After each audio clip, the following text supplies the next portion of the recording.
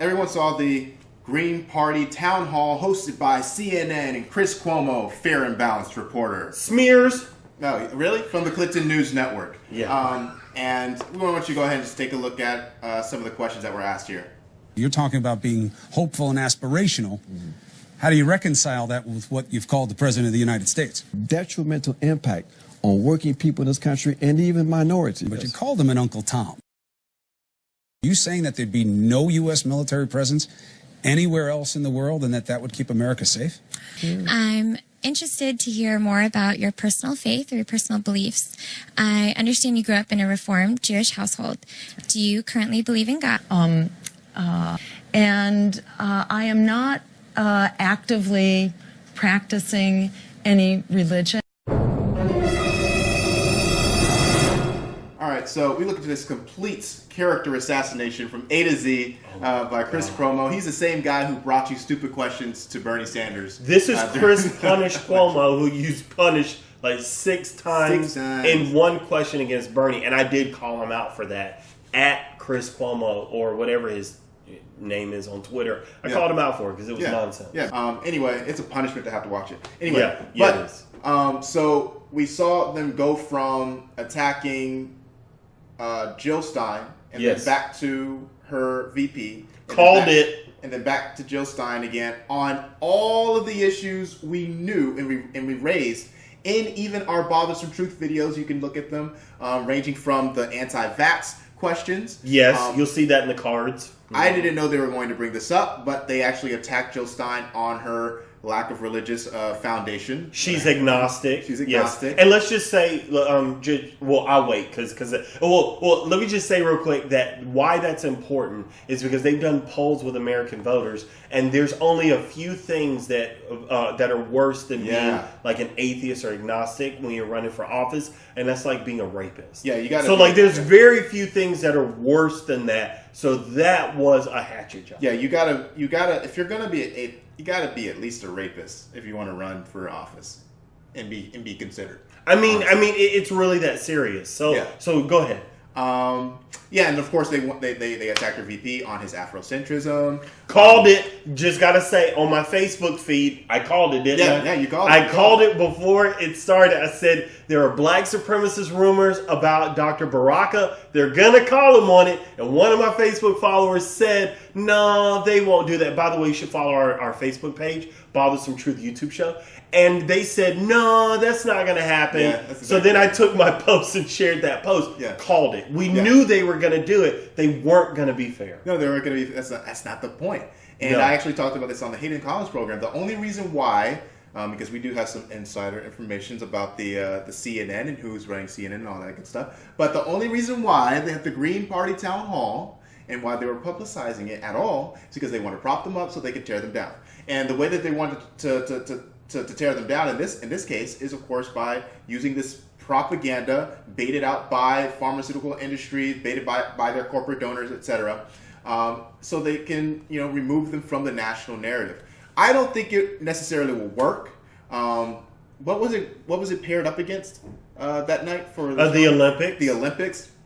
Yeah. So, which there were people watching the Olympics, which it kind of frustrated me. I'll just be honest. I'm not saying you shouldn't watch the Olympics, but here Jill Stein was talking, her and Dr. Baraka are talking about racial justice. They're talking about lynchings. They're talking about racism, slavery, black codes, communist leasing, vagrancy laws, all this stuff throughout U.S. history that's disenfranchised black people. And then people are watching the Olympics. I'm like, you need to be watching this. Did you see that splash, though? Did you see that splash, though? See it? And I'm not knocking the contributions and the achievements of those athletes. I'm just saying, I thought the Green Party town hall was important, and especially because you could see the hatchet job at work. Like one of our favorites was the guy who stands up and says, how do you feel? Yeah. How do you feel knowing that you may lead Trump into becoming president the way Nader did for Bush in 2000? And Jill Stein's response was awesome. She said, and I quote,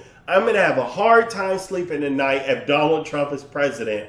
I'm also going to have a hard time sleeping tonight if Hillary Clinton is president. Hillary Clinton is president. Thank you, Jill. Can we go ahead and say it? Say it. A vote for Trump is a vote for Trump. A vote for Clinton is a vote for Clinton. A vote for Stein is a vote for Stein. Whoever you want to vote for, if you want to vote for Gary Johnson, that's a vote for Gary Johnson. You put them there.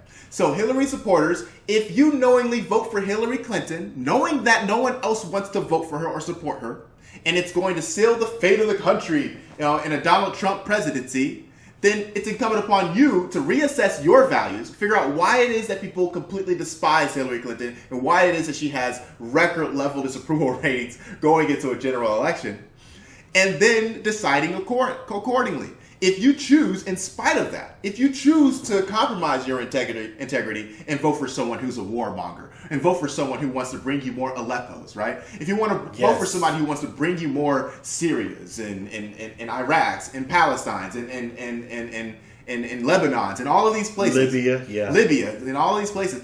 Then vote for her, but know that you're voting for her against the good conscience of the rest of Americans, and we do not need to be compelled to compromise our integrity to fulfill or to satisfy your fears based on incredulous stupidity. So have at it, Hoss. Like it's oh man, I just TYT. Yeah, you did TYT. Have at it. It's yours. You just jank. You better own that. You better own that shit. And speaking of warmongering, you'll see a card that'll pop up about the Aleppo video that we did. But one of the things I want to bring up that Jill Stein made a great point about, couple things, but one about the war. She brought up how it's her position that we should cut defense discretionary spending by 50%. So appalling. Now, you may hear that and go, why would we do that? Let me just give you context. 54% of our discretionary spending in the United States, our federal budget, goes toward defense. 54 cents for every dollar.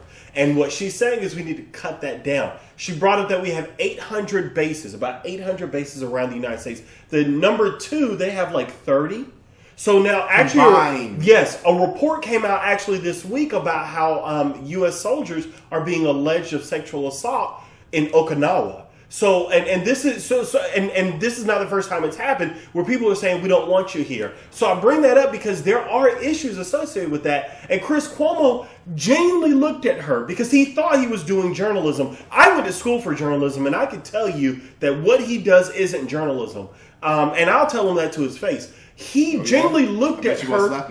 No, I wouldn't. I just tell him that he doesn't know what he's doing. He genuinely looked at her and said, "So are you saying we should get rid of the military?"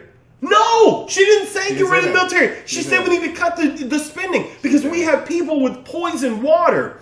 We have people who are getting killed by police who are not trained in de-escalation tactics. We have ongoing list of issues. We need to address those issues. Like Trump talks about making America great again. I'd like to make Flint great. Can we just give them some clean water? Can we take care of things here? We are taking money every single year out of education. People talking about getting rid of the Department of Education. Can we build up the next generation? And speaking of the next generation, Jill Stein brought this up and we posted about it, about student loan debt. My prediction. Yes. And she talked about how if we can afford to bail out the banks, then why can't we afford to cancel student loans? Now, you have a great solution on student loan debt, taking care of that. And I don't think people have ever heard this before. I mean, it's not my solution. It's the solution that's already been established as precedent by the Federal Reserve for decades. The Federal Reserve has been doing this,